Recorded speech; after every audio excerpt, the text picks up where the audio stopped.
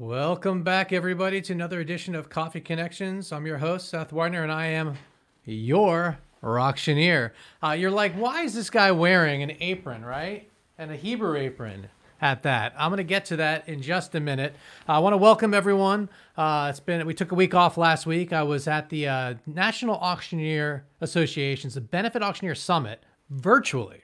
So I was right here, actually, gathered with a bunch of auctioneers across the country, and we discussed all sorts of things, mostly virtual auctions. And it was a really great conference, came loaded back with some tools to be able to share with my clients and you through Coffee Connections. So if you haven't done so already, please do subscribe to our YouTube channel and feel free to share these posts. We also have all of the past episodes available on yourrocktioneer.com and under Coffee Connections. So where we are today, our guest is Jody Pollack. He's the executive director for the Atlanta Kosher BBQ Festival.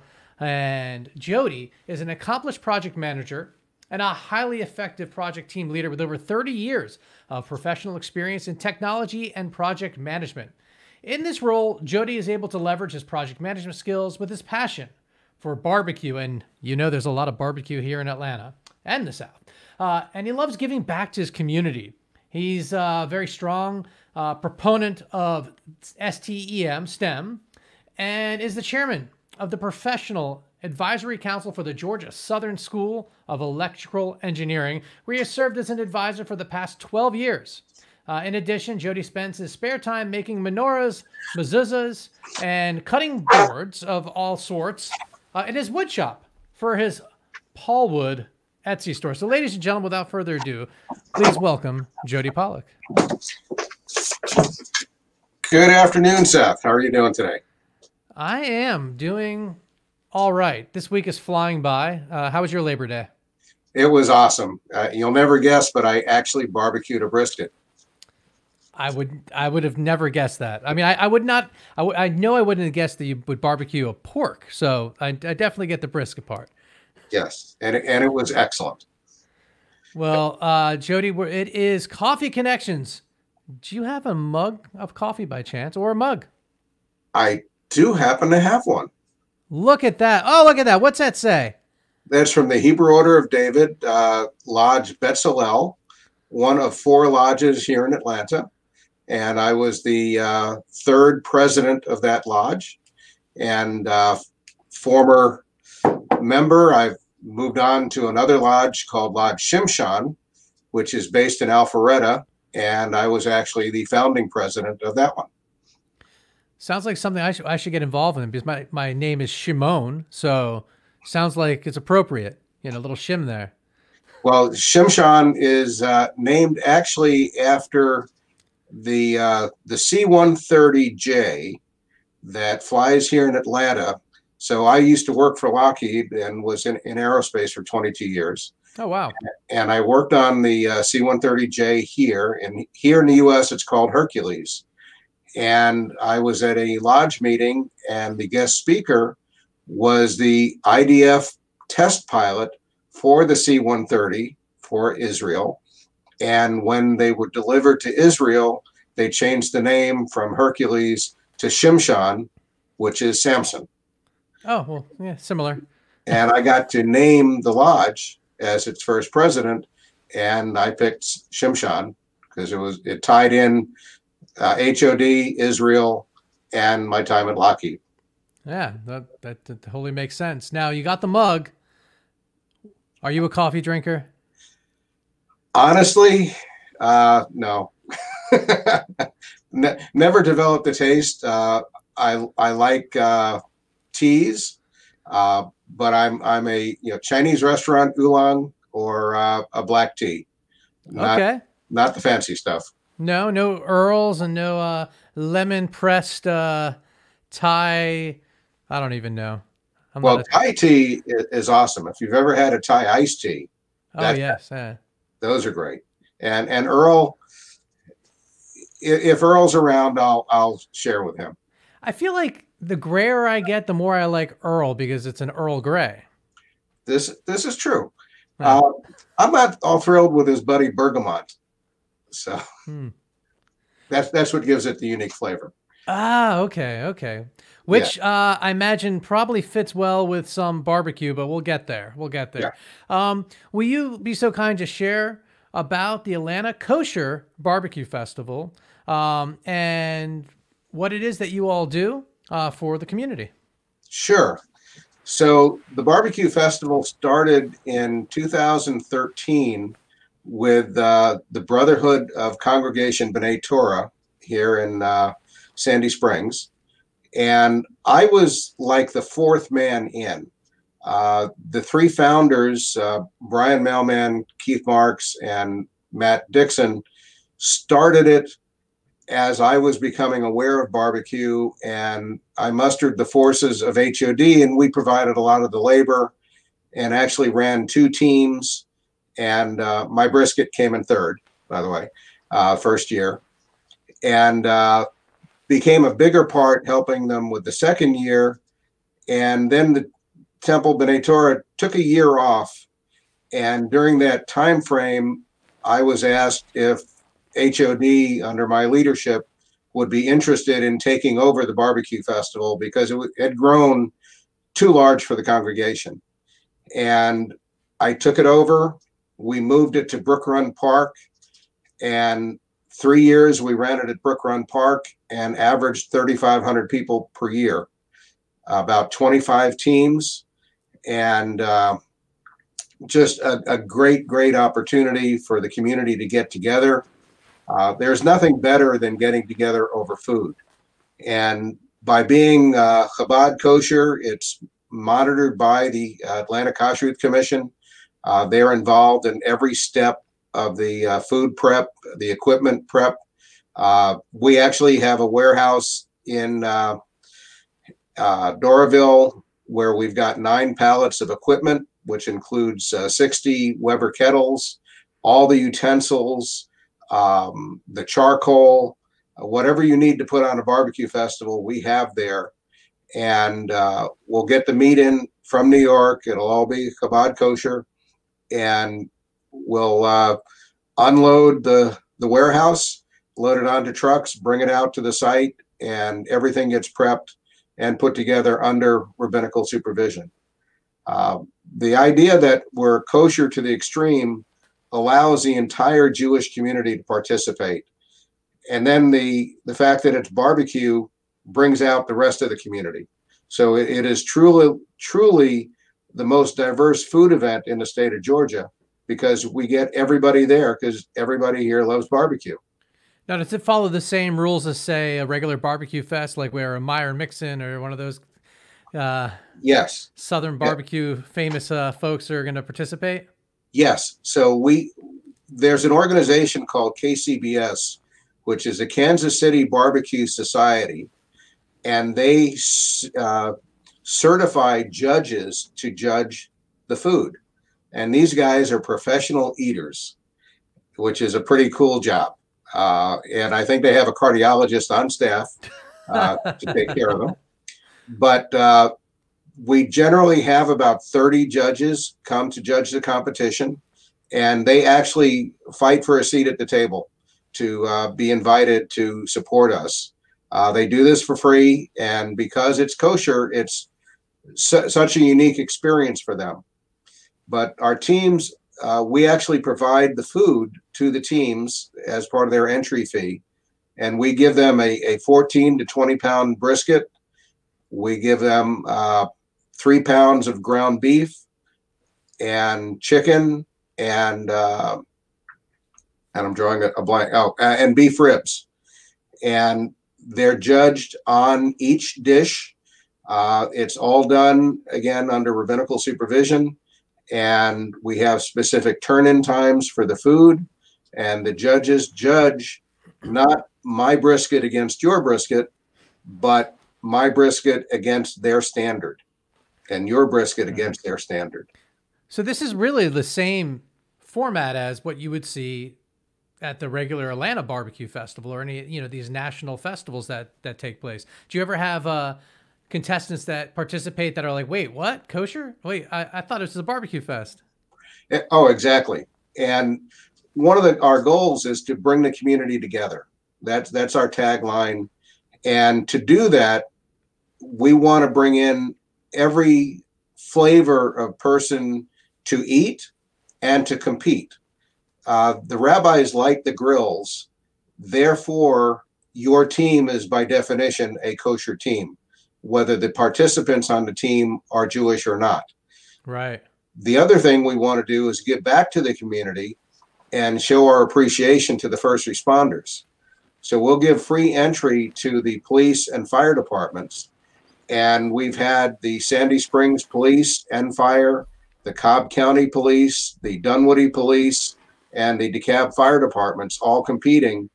And we have a competition within the competition where we have a trophy for the first responders, and that travels with the winning team. And right now it's sitting in East Cobb, which has made an extra year else. This year with it, huh? Yeah, yeah. So the teams on this side of the river are a little bit upset, but it level playing field. Everybody starts from the same stuff. That's one of the things I noticed. And if you look right behind Jody, folks, he's got a poster there. That is their documentary about the festival. It's a really well done documentary. And one of the things going into, talking with you, I've heard of the Atlanta Kosher BBQ Festival. I've never been, but I saw this and I always thought, was just going to be like the temple clubs or something. And the video really shows you that this is a major barbecue festival in the traditional style. And to see the police and the firemen and just all walks of life participating is great. And then let's even add to that. You got some creative names people come up with for their groups there. Yeah, the 5 Books of Moses, Grillin' Tefillin. My team was the Megillah Grillers because somebody had to make the meal after the fast of Easter. We've had Not Your Boobies Brisket, the Masterful Mentions of Meat, and just all kinds of funky names. And we actually have another competition within the competition for the decoration of the tents as well as the most creative names. Oh, that's cool. And for that, we'll bring in celebrities, Jewish celebrities, to judge that portion because the food is judged by real professional judges. But we've had Jerry Farber, we've had Mark Aram, Zach Klein, some of the rabbis. But we want to bring in a celebrity or two to get a flavor for what we're doing and let them see what's happening.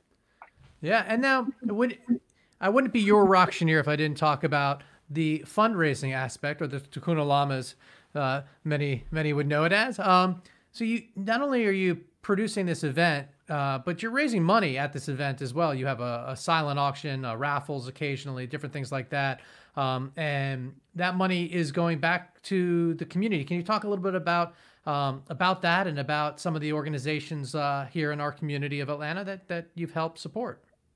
Sure. So it cost a bit to put this on, and so our overhead is a little bit high. So we're not able to give back as much as we would like. But one of the things we can do is give visibility. When you have 3,500 people coming into one place at one time, we've got all kinds of vendor tents set up.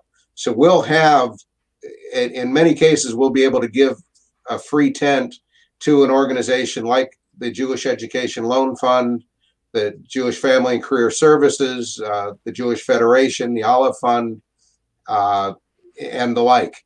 And with the remaining funds that we have, once we've paid all the bills and cleared everything up, we will make donations as we can, again, to Jewish Education Loan Fund.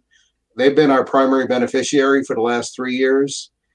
We've given to the Weinstein Hospice, the Cohen Home, which is all part of Jewish Home Life Services, Hebrew Order of David on a larger scale, because that's I represent the Hebrew Order of David, and this is one of our ways of giving back to the community. We've donated in the past 3 vans to Jewish Family and Career Services to their JETS organization, which takes seniors to the doctor and such. And our Grand Lodge president, Alan Rubenstein, passed away a year ago, and in his honor, Hebrew Order of David presented another van to JETS. In fact, there's going to be an article in the Jewish Times, I believe, this weekend, talking about that. So, as a barbecue festival, we're a microcosm of the good work that Hebrew Order of David does here in Atlanta and all over the world. That's wonderful, and it sounds like well, it doesn't sound like. I mean, this year you had to take the year off, and I know that that's gotta put a hurting on everything. But what have you been focusing on in this time that you're not producing the event? Because it takes a lot of energy, obviously, to produce such an event. It does, and while we had to cancel it this year because of COVID, there is still a lot of behind the scenes planning that's going on. We may return to Brook Run, which has been renovated over the last couple of years. We've been at City Springs the last 2. So the layout changes, so I have to redesign that. We have to see who we can get support from, because a lot of the organizations that we get support from are hurting right now. They're not receiving donations, and they're supporting the community as best they can. And then a lot of the restaurants that we deal with, I know of at least 2 that just didn't make it. So that's kind of rough, but we're always keeping in touch with all our vendors and seeing what we can do if we can help in any way. And then on a personal level, using the free time, I've been playing in my wood shop and making menorahs, such as this and that. Oh, very nice. And even mezuzahs. So I've been keeping busy, and and my wife is actually, she'd rather have me in the wood shop than on the phone all the time dealing with the barbecue. I guess you could say, what would she rather you do? Exactly. So, well, that's excellent. And let's talk a little bit about going back to the video. Is there a date that's going to be set for release, or how are people going to be able to see this documentary? And again, I'm telling you, I watched it. I enjoyed it. It gives you a lot of insight as to what's going on, what the event is. And you can see the excitement you did a great job of capturing the excitement of everyone's involvement. And to show, to say it's a Jewish community, it's a community event. It's anchored by the Jewish community, but it brings the community together. And I guess the Jewish community is much larger than just those that are religious. And I feel that the video really does a good job of showing that. So is it set for release, or what's happening with that? So right now, it has been seen, believe it or not. We actually premiered at the Atlanta Jewish Film Festival in February, and we were the only documentary short to sell out. We sold out in 2 days, and it was a great hit. People loved it. As they were leaving the theater, they were saying, the wives were saying to the husbands, "You should get involved in that. We better go next year. You never told me about this before. What's going on here?" So it made a big impact. And we had planned a series of dinner and movies at the various temples to raise funds for those temples, to raise funds to pay for the movie. We were able to cover the cost, but still, it helps if we have a few more shekels in the bank for it. But some of the cool things that's happened is we have submitted the film to other film festivals around the world, and we have been accepted at 3 of them. Oh, cool. So far. One is the Georgia Film Festival, sponsored by the University of North Georgia. Another one that we just found out about a couple of days ago is a international film festival hosted in Nashville that's going to play in November. And the coolest one is we've been accepted to the Moscow Jewish Film Festival in Russia. And that coincidentally is going to play on the weekend that we were going to have the barbecue festival. Yeah, that's interesting. So yeah. Yeah.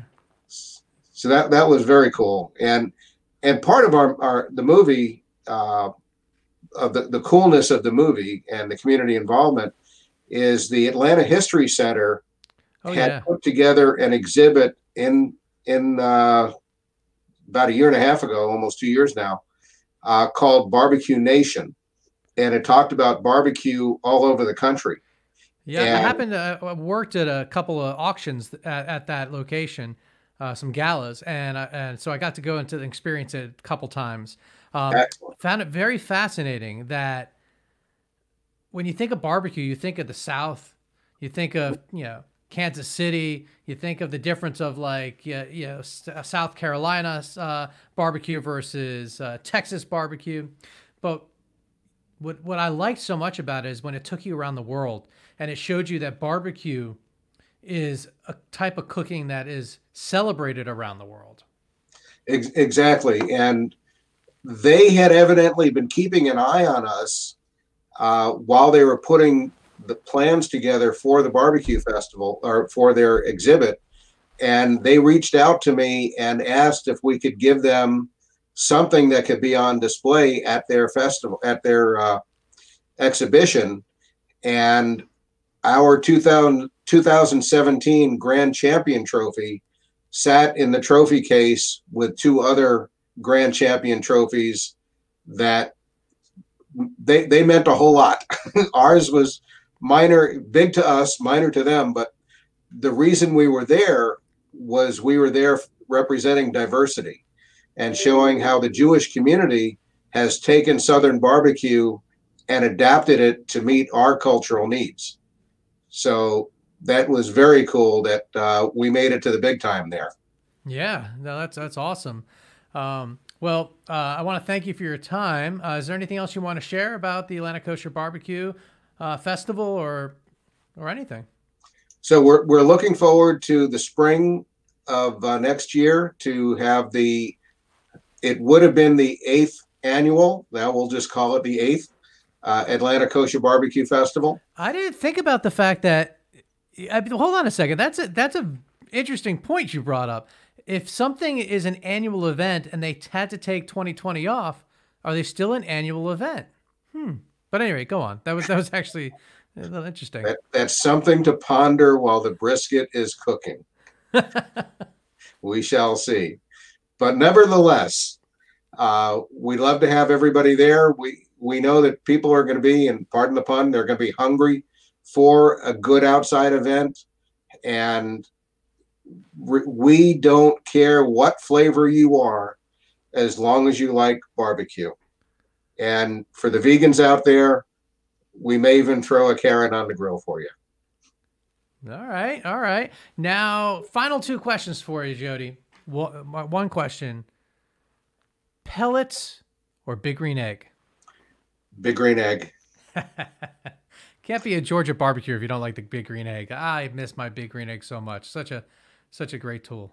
My wife is an estate liquidator, and there are people that, in 2008, 2009 were going bankrupt and losing their homes. They kept the egg. Right, exactly. Keep the egg. Yeah. Well, it's another story, another time. But I will have my egg. I will have another egg another day. Can't have one where I'm at. But second question, final question. We end all of our episodes with our guests getting to recommend a future guest. And I'm curious if there's an organization here in Atlanta, a nonprofit organization that you would recommend that's an innovator and that would have insights to share. So one of the organizations that we deal with every year is not a Jewish organization. They're not a Christian organization. They're an organization that helps people that need help. They're a food bank, they're a clothing bank, and it's called I Care Atlanta. It's the letter I, and it's run by a gentleman named Anthony Delgado, who is a former addict who saw the light and realized that this is something he can do. And every year we count on Anthony for the use of his refrigerated truck, and we make a donation to him on a regular basis to cover the cost of the truck and just to say thank you. And I think Anthony would be a great, interesting individual to chat with. Yeah, I think so as well. And I love the pun on the I care. I can't help but love that. Well, thank you so much, Jody. Everyone, please take a minute to go and check out the Atlanta Kosher BBQ.com. Upcoming the rest of the month here, or not the rest of the month, but coming up here this month, we are also talking with the Jewish Fertility Foundation, the Atlanta Community Food Bank, the Center for Civic Innovation, and then we also have the Georgia Center for Child Advocacy and the Atlanta Jewish Music Festival, all on deck in these next coming weeks. You can find more at yourrocktioneer.com. Jody, thank you, and thank all that tuned in today. We'll see you next time here at Coffee Connections. And I am, again, Seth Weiner, your Rocktioneer. Thanks, Jody. Thanks, Seth.